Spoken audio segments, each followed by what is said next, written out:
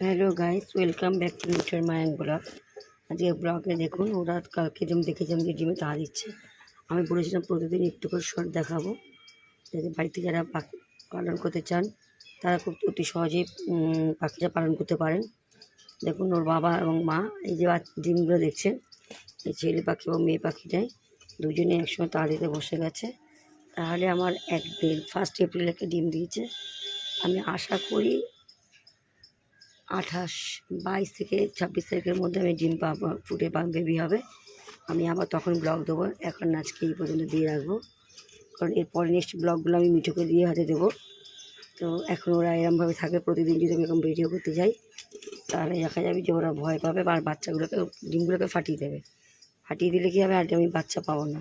তাই আজকে দেখি আমি ব্লগটা স্টপ করব।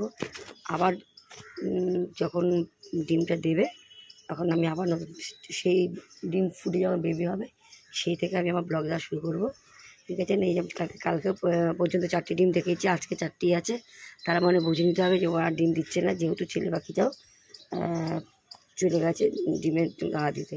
এই দুজনে এইভাবে তা দেবে, তখন ভাববেন যে আমার ডিম ফুটে বাচ্চা হওয়ার সময় মানে হচ্ছে, আর ডিম দেবে না। এই পর্যন্তই রাখলাম। আর নেক্সট ভিডিও আমি মিঠুকে বা ককুটাল বাটকে নিয়ে দেবো।